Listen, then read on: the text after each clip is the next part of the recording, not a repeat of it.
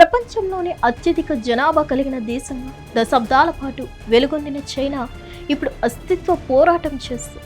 ఒకప్పుడు ఒక్కరు ముద్దు ఇద్దరు వద్దు అంటూ కఠినమైన వన్ చైల్డ్ పాలసీని అమలు చేసిన డ్రాగన్ కంట్రీ ఇప్పుడు పిల్లలను కనండి బాబోయ్ అంటూ బ్రతిమాలుతుంది.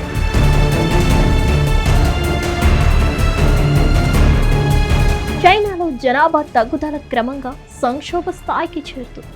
గత ఏడాది కాలంలో దేశంలో జనాభా 33.9 లక్షల మేరకు తగ్గి 140.4 కోట్లకు చేరింది.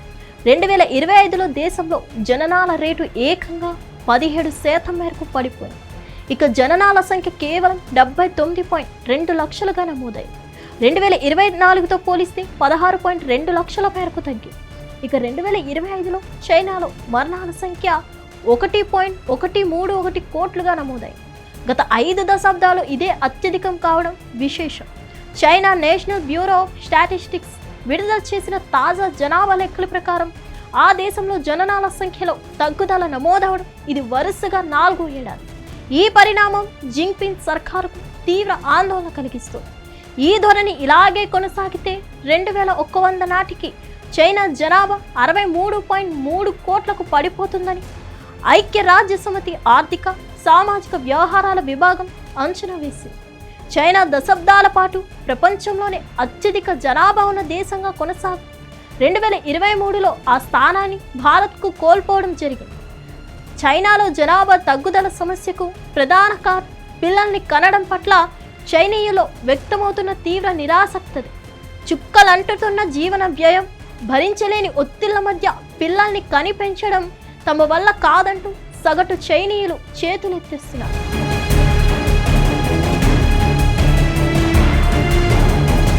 జీవన వ్యయం ఊహాతీతంగా పెరిగిపోతుండడంతో జనం అల్లాడిపోతున్నారు. యువతీ యువకుల్లో చాలా మంది అసలు పెళ్లి మాటే ఎత్తడం లేదు. వీలైనంత కాలం ఒంటరిగానే బతుకుబండి లాగించడానికి ఇష్టపడుతున్నారు.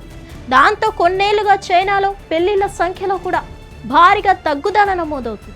2024లో దేశవ్యాప్తంగా జరిగిన పెళ్లిళ్లు కేవలం 61 లక్షలే. 2023తో పోలిస్తే ఏకంగా 20% తగ్గుదల. అంతేకాదు గత 45 ఏళ్లలో అత్యల్పం కూడా దేశవ్యాప్తంగా పెళ్లిళ్ల సంఖ్య గత 10 ఏళ్లుగా తగ్గుతూనే వస్తుంది. అయితే 2025లో మాత్రం చైనాలో పెళ్లిళ్ల సంఖ్య 8.5% పెరుగుదల నమోదైంది. వృద్ధుల సంఖ్య క్రమంగా పెరిగిపోతుండడం చైనా నాయకత్వాన్ని మరింత ఆందోళనకు గురి చేస్తున్న అంశం. ప్రస్తుతం అక్కడ వృద్ధుల సంఖ్య 32.3 కోట్లు. మొత్తం జనాభాలో ఇది ఏకంగా 23%. అక్కడ వృద్ధుల సంఖ్య ఏటా పెరుగుతూనే వస్తుంది. అదే సమయంలో పనిచేసే వయసు వారి సంఖ్యలో తగ్గుదల నమోదవుతుంది. 2035 నాటికి చైనాలో వృద్ధుల సంఖ్య 40 కోట్లు దాటుతుందని అంచనా. కార్మికుల లభ్యత భారీగా తగ్గుతుండడంతో రిటైర్మెంట్ వయసుని పురుషులకు 60 నుంచి 63 ఏళ్లకు, మహిళలకు 55 నుంచి 58 ఏళ్లకు చైనా పెంచేసింది.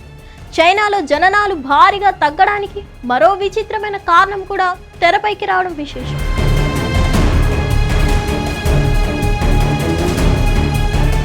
అదే స్నేక్ ఇయర్.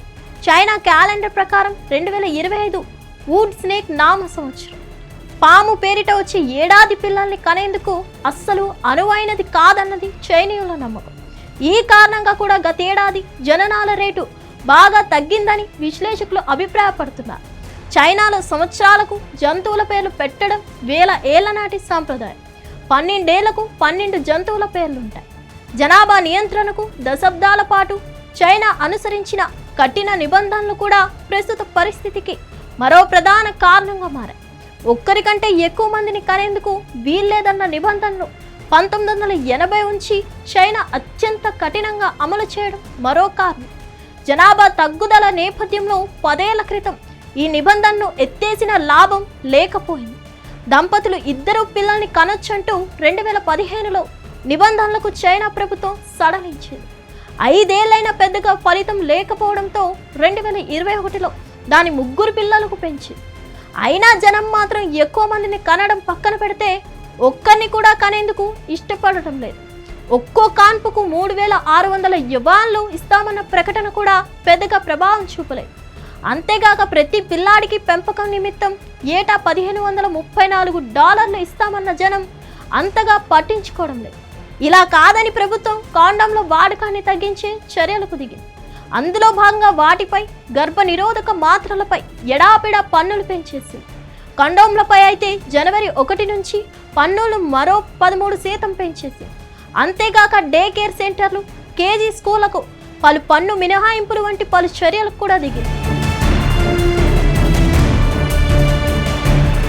అయినా జనాభా పెరుగుదల విషయంలో ఆశించిన ఫలితాలు పెద్దగా కనిపించడం లేదని తాజా గణాంకాలు మరోసారి తెలియజేశాయి. ఒక దేశంలో జనాభా పెరగాలంటే మహిళల సగటు సంతాన సాఫల్య రేటు కనీసం 2.1 అంతకు మించి ఉండాలి. కానీ చైనాలో మాత్రం అది 2020 నాటికే ఏకంగా 1.3కి తగ్గిపోయింది. ఇక 2025లోనైతే ఆ దేశంలో జననాల రేటు ప్రతి 1000 మంది జనాభాకు ఏకంగా 5.63% తగ్గిపోయింది. 1949లో మావో జే డాంగ్ సారథ్యంలో కమ్యూనిస్టు ప్రభుత్వం ఏర్పాటైన నాటి నుంచి ఆ దేశ చరిత్రలో ఇప్పటిదాకా ఇదే ఆత్పల్యం. చైనాతో పాటు తైవాన్, సింగపూర్, దక్షిణ కొరియా వంటి పలు తూర్పు ఆసియా దేశాల్లో కూడా ఇదే ధోరణి కనిపిస్తూ వస్తుంది. దీన్ని బట్టి చూస్తే చైనా పతనం మొదలైందని అంటున్నారు విశ్లేషకులు. మరిన్ని అప్డేట్స్ కోసం stay tune to hit TV.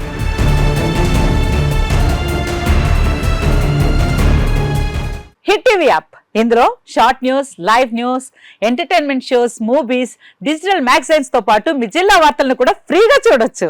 ఇంకెందుకు ఆలస్యం, వెంటనే హిట్ టీవీ యాప్ ని డౌన్లోడ్ చేసుకుని ఫ్రీగా ఎంటర్టైన్మెంట్ పొందండి. Hit TV app. Hit TV app. Please download hit TV app. Hit TV app ని ఫ్రీగా డౌన్లోడ్ చేసుకుని ఎంజాయ్ చేయండి. మీకు నచ్చిన ఎంటర్టైన్మెంట్ కోసం హిట్ టీవీ యాప్ ని ఫ్రీగా డౌన్లోడ్ చేసుకుని ఎంజాయ్ చేయండి. హిట్ టీవీ యాప్ ని డౌన్లోడ్ చేసుకుని ఆస్వాదించండి, ఆశీర్వదించండి. ఇంతమంది సెలబ్రిటీలు హిట్ టీవీ యాప్ ని డౌన్లోడ్ చేసుకోండి అని చెప్తున్నారంటే ఎంత మంచి యాప్ ఆలోచించండి. అమెరికా అమెరికా అమెరికా అమెరికాలో చదవాలనుకునే వాళ్ళకి విశ్వసనీయమైన పేరు మన శౌర్య కన్సల్టెన్సీ. UK లో 1 year masters, UK లో 1 year masters, 2 years work permit up to 5 years visa. Contact Saurya Consultancy. Contact 89851 89851.